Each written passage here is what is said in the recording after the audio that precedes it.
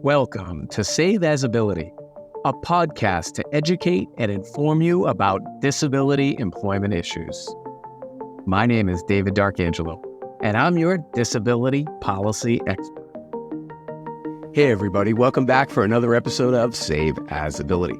Today, we're providing clarification for the different types of disability that people like to talk about.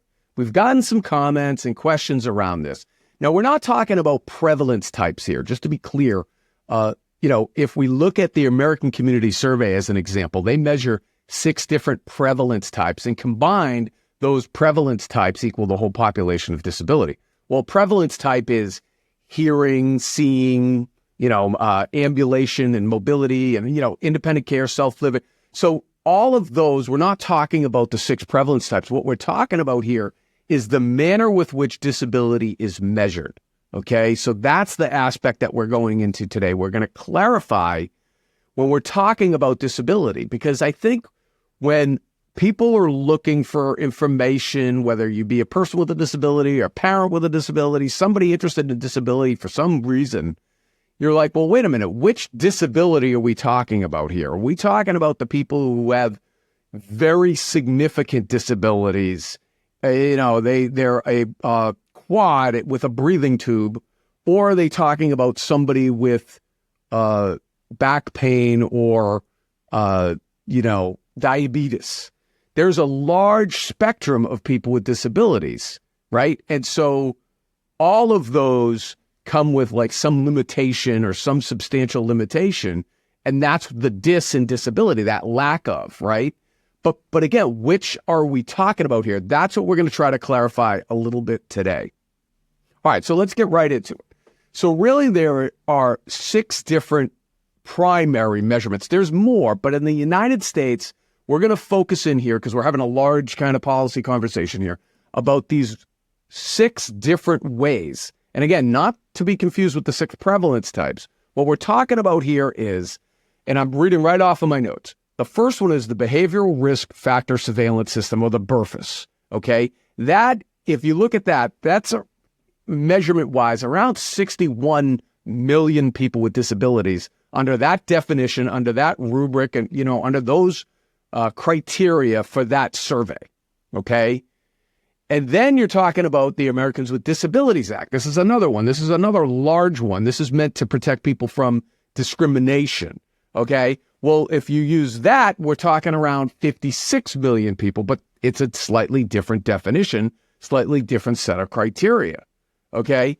Then we're talking about the Rehabilitation Act. Oftentimes, when we're having discussions here about employment, this is the definition that is one of the most important, because many of the programs devised for people with disabilities in employment revolve around this definition. Well, if you use that definition, now that's around 47 million people with disabilities, okay? On to the next one, which is the Census Bureau, the American Community Survey. Those are the 6 questions that they ask. That's large, and that impacts all people with disabilities from 0 years old or 1 year old all the way up to, 100 years old or whatever.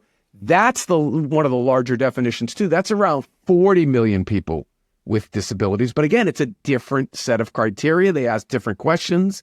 It's around difficulty and limiting and things like that. Now let's talk about Social Security, the Survey of Income and Program Participation, or the SIP rather, not Social Security, but the SIP. That definition brings in around 28.5 million people with disabilities. Okay, so you can see now, well, wait a minute, how can we have all these different numbers? And then finally, the Social Security Administration, these are people that are getting benefits from Social Security for their disability, okay? That's around 10 or 11 million people, depending upon how you measure Social Security and SSDI if you wanted to combine those, all right? So look at the range that we have there. We have an upper range of 61.5 million to a lower range of 10 million, something like that. Yet they're all people with disabilities, and these are all policies that are in, it starts really in federal code, and then it's up to the states to administer, and then, our people are getting are involved in these programs, right? So we're saying this because when people talk about people with disabilities, Well, which disabilities are you talking about? Are you talking about the people that fall into the 61 million group? Or are you talking about the people that fall into the 10 million group? Or are you talking to the people that fall in the ADA definition, the 40 million group? This matters when you go to calculate. So oftentimes you'll see a paper or a study that comes out, and they're talking about people with disabilities like they're representing all people with disabilities, but really they're talking about one of these specific groups, one of these specific definitions. All right. So I know it can get confusing, but I wanted to make sure we're clarifying here that there are these different ways of measuring it. There are these different definitions, okay, and these different tools that are used, these different programs. Again, whether it be the SIP, the BRFIS, the ADA, Social Security, the ACS, we haven't even gone into some of the others like, the current population survey, which is, it's very similar, but it's actually administered a little bit differently. And, the methodologies are a little bit different. So that's going to produce a little bit of a different number.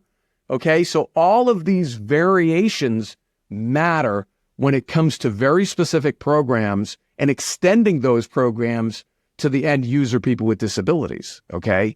So it's like, well, sometimes people have in their head the archetypal, metaphor of a person with a disability as being one thing, but then you look at these programs and you can see that it's really geared towards, that many of these programs are really geared towards, all people with disabilities, apparent, non-apparent, the different types that are measured in the ACS. Actually, I don't even know at this point. Am I confusing things more, or am I helping to clarify?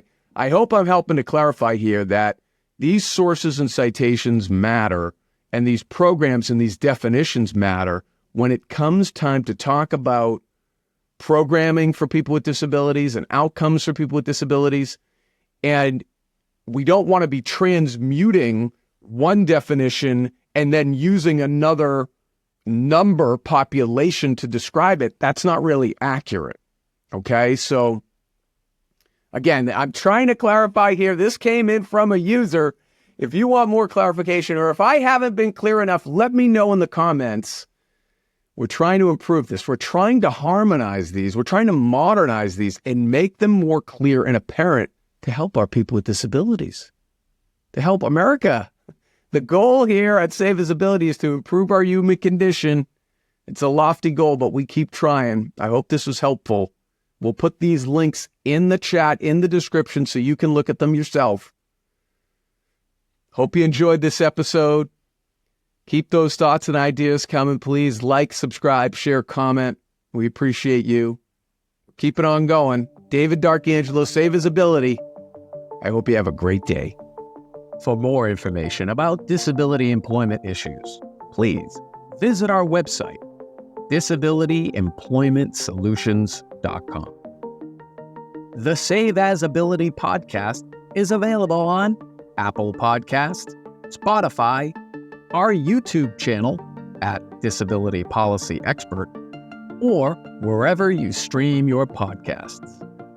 Subscribe, stream, rate, and review our shows. Your ratings and reviews help our show reach new audiences. Produced by Pod Pro Entertainment. Save As Ability lives within a network of podcasts located at podproentertainment.com. #TheNewRadio. Again, my name is David D'Arcangelo, and I'm your disability policy expert. Until next time, thank you. I hope you have a great day.